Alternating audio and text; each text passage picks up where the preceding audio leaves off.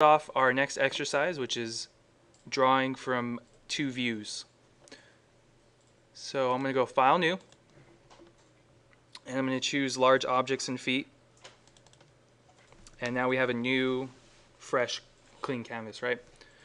I'm going to check the units again. So our units went back to decimal. It defaults to that. I'm going to just change it back to feet and inches again because I prefer that. And I'm going to go to 16th precision. We're not going to need that much precision, but I like to have it there just as a default. And then I'm going to hit OK. So keep this up here for a second. All I did was change feet to inches, and I changed this to here, 16th. And I hit OK. So first things first is we need to bring in two images. So let's start off with our top view first. So does anybody remember how to bring an image into Rhino? Nope. Nope. What's the way I showed you guys when we did the site model? How did we bring that picture in? What was that? Nope. Nope. You all fail. Picture frame. Ah. Right? So picture frame. Now find out where your files are. Don't go to the CAD Lab one, because then they won't be there. And so just let's open up one. We're only going to open up one for now, and let's open up the curves from two views top. So I've got it. It's ready to be sent in here. I'm just going to zoom out a little bit in top view. I'm going to click one point to get it on there. Make sure your ortho is on, so that way it's either going to go up or to the side. It's not going to go some crazy rotation, right? It's going to be like that, and it's going to stay at that constraint.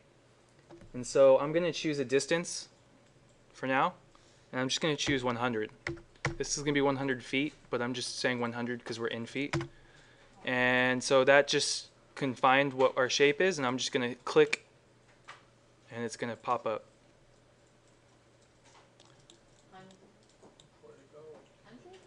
I chose 100. So I'll do it again. Picture frame, select top view, open, click somewhere randomly, type 100, hit enter. Now it's confined to 100, and just click to confirm, and it'll place it on there.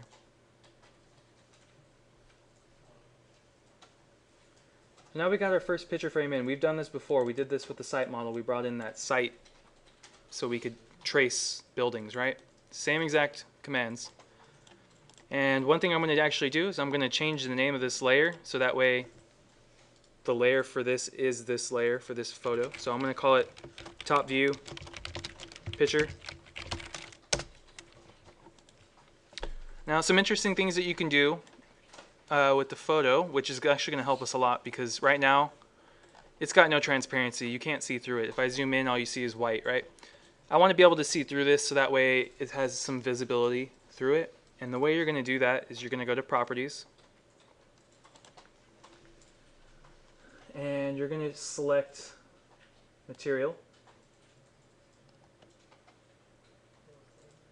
and I'm just going to open this up a little bit so it's all legible here, just so you can read it, because it's all smushed up, right?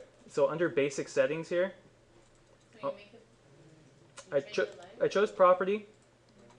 It's on the same layer here, so it's on that default layer, and I changed the name of default to top view picture. And I went to Properties now with it selected, and I clicked the little what is it? The little paint shape. It's called Material. And then right here we have Transparency. So what this is going to do is it's going to allow us to change the transparency of this image. And so if you start to adjust it, you can see how it starts to disappear. If you go 100%, it's gone. A good number for us is in the 70s, so let's just go 70. Right here, if you click this, Material, and under Basic Settings, you should have Transparency. I don't have that material. You don't have this? Not at all. Is your object selected? Is your picture frame selected? No. Got it? Okay. So now that you have your picture frame selected, you got to have it selected so it knows what it's looking at, and under properties. So now you have the properties of that picture frame.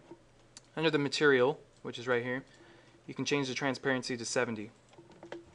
So now it has some visibility through it. When you zoom in, it's not so white. You can actually see through it. So the next thing we're going to do is we want to move this to 0, 0, 0. But we don't want to select the edge of the picture, right? Let's select a point on the shape. So I'm going to type M for move. And I'm actually going to turn off our object snaps because we don't need those right now. I'm also going to turn off grid snap. We don't need that either.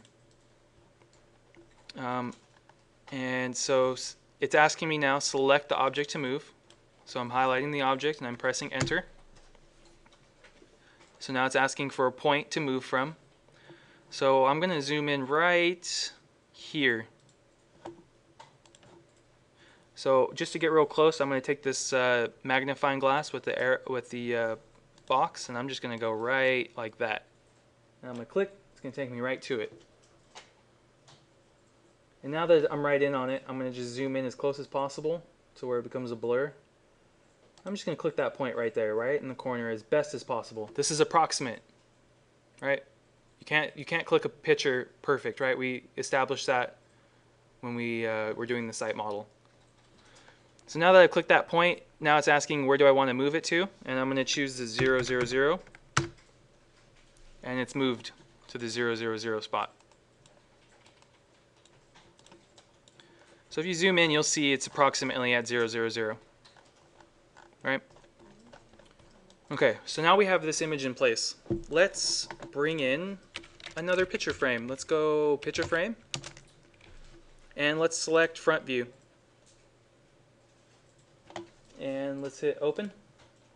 Now let's do it off to the side here so that way we're not overlapping our other image. Click. Let's do 100 again because these picture frames are the exact same size.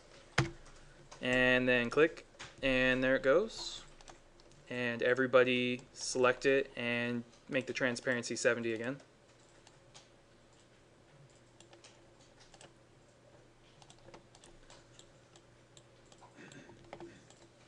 So now I have this one in. Its transparency's at 70. And we need to get this to align with this other object, right? So what would be a good way to do that?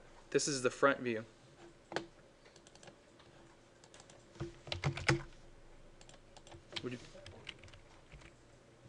I'm sorry, was there something? I'll resume the video.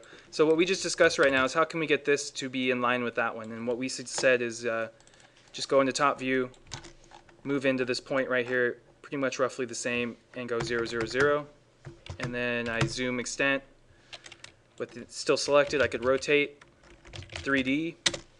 And since we moved these things to 0, 0, 0, that's essentially our start point. And you can't rotate 3D in top view, so you need to go into perspective. And essentially, I just rotated it like that. And we were able to get them basically in line with each other, right? So that's one way to do it. Let me show you another way to do it. So I'm just going to delete this. And what I'm going to do is I'm going to start over. And the first thing I'm going to do is I'm going to create a layer for this other photo. So I'm going to go front view picture. Select that. And what I'm actually going to do is go into front view. And I'm going to type picture frame, select front, click anywhere, go 100 because that's what we chose, select it, and now it actually came in already rotated for us. See that? No, I didn't. So what I did is I actually set the photo, I re-picture framed, but instead of doing it in perspective or top view, I did it in front view. Oh, yeah. So what it does is it gives it to you already in front view. So you don't have to do any rotations or anything like that. And what you could actually do is in front view, now you'll notice it's on the 0, 0, 0 plane. So that means just like in top view, in front view, when you click on anything in front view on that 0, 0, 0, you're going to be able to select the image because that's where it's at. So if I did that, selected it, and went here and clicked this point and went 0, 0, 0, when I zoom out, you'll see it put it right in place. And I need to change the transparency of this. You can see why I wanted to make it transparent so you could see through it. So there's two methods to get a picture in and align them together.